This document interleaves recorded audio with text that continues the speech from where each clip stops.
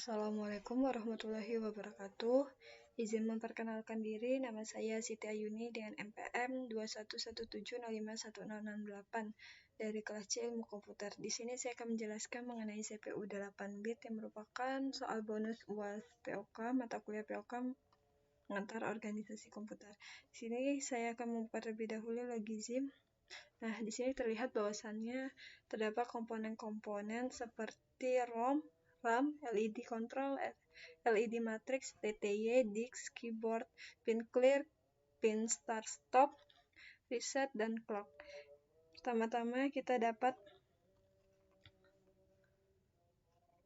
melakukan disk enable untuk mengaktifkan clock dan memilih frekuensinya. Saya menggunakan 4,1. Dapat kita klik tombol start untuk memulai. Terlihat bahwasannya terjadi perubahan pada komponen-komponen. Dan di sini ada bitsmap logism 8 bit, dan di sini ada pada titiknya terdapat sebuah instruksi-instruksi yang dapat dilakukan oleh CPU ini sendiri.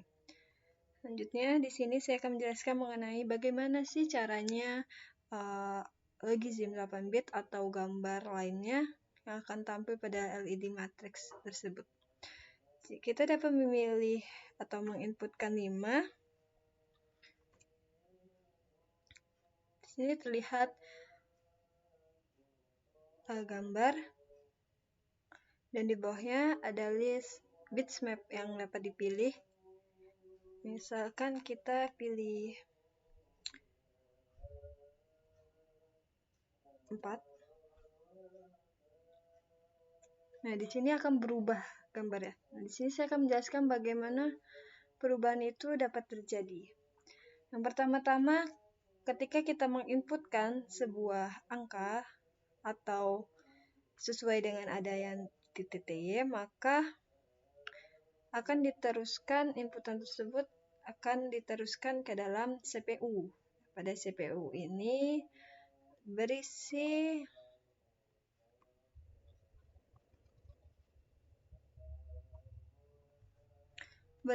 keyboard control, bus data, RAM control, control unit, dan I/O atau input output. Ketika kita sudah menginputkan sebuah instruksi, akan dimasukkan ke CPU, yang dimana di keyboard controlnya itu mengatur inputan yang kita masukkan agar dapat didistribusikan ke dalam komponen lainnya. Di sini ada bus data. Nah, bus data ini merupakan penghubung antar komponen. Jadi bus data itu diibaratkan jembatannya gitu, jembatan sebuah instruksi itu dapat dioperasi dalam CPU. Selanjutnya di sini ada RAM atau RAM control. Di sini inputan dari keyboard itu akan diterjemahkan ke dalam binary code. Artinya instruksi itu akan dikonversi ke dalam binary code yang akan melaksanakan operasi sesuai dengan apa yang kita inginkan. Selanjutnya, instruksi yang berupa binary code itu akan dilanjutkan ke dalam control unit.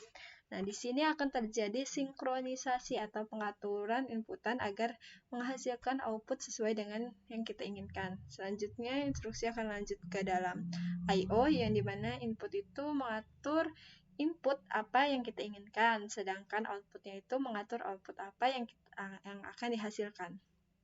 Setelah dari CPU, kita balik ke komputer. Setelah dari CPU, maka instruksi yang berupa kode biner itu akan dilanjutkan ke RAM. Nah, di dalam RAM ini akan dibaca dan disimpan sementara.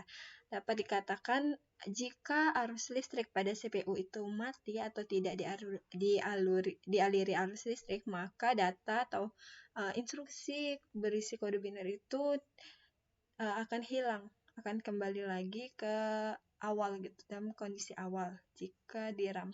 Nah, selanjutnya akan balik lagi ke CPU dan diteruskan ke ROM. Nah, ROM ini sebelumnya itu berisi sebuah set instruksi yang dimana berisi kode-kode biner. Nah, di dalam RAM ini akan dibaca lagi dan dapat disimpan secara permanen. Artinya, jika tidak dialiri arus listrik, maka data tersebut dapat disimpan. Selanjutnya, instruksi tersebut balik lagi ke CPU dan diteruskan ke disk. Nah, disk ini akan mengalokasikan penyelamatan memori, yaitu menggunakan direct addressing, di mana direct addressing itu digunakan oleh CPU sederhana seperti CPU 8 bit ini. Selanjutnya akan balik lagi ke CPU, instruksinya akan balik lagi ke CPU dan akan diteruskan ke LED control, di mana di dalam LED control ini terdapat pin display. Dapat kita lihat di sini.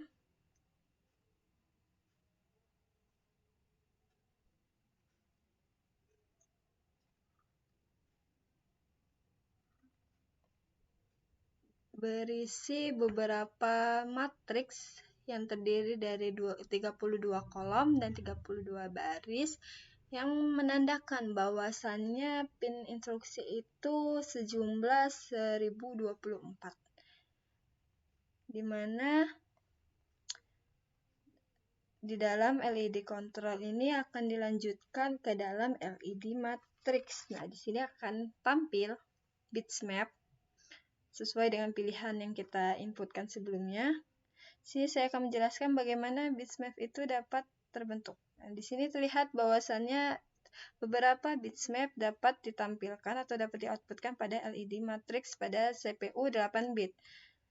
Sini saya akan menjelaskan, jika berwarna hitam, kotak berwarna hitam ini berarti dialiri arus listrik, sedangkan yang putih ini tidak dialiri arus listrik.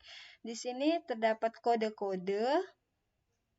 Nah, setiap satu angka pada CPU ini akan mewakili 4 bit, yang dimana di sini dapat saya jelaskan, misalkan 0 itu akan mewakili 000, sedangkan 1 mewakili 001. Maka akan tampil sesuai dengan set kode biner yang telah ditetapkan, maka akan tampil sebuah bitmap pada gambar sesuai dengan kode biner ya. Di sini gambar dapat kita pilih, misalkan kita ingin gambar map, maka akan tampil sebuah bitmap map. Nah, sini sesuai dapat saya katakan bahwasannya warna hitam ini dialiri arus listrik, sedangkan warna putih itu tidak. Nah, begitu saja yang dapat saya jelaskan. Kurang lebihnya saya mohon maaf. Saya akhiri. Wassalamualaikum warahmatullahi wabarakatuh.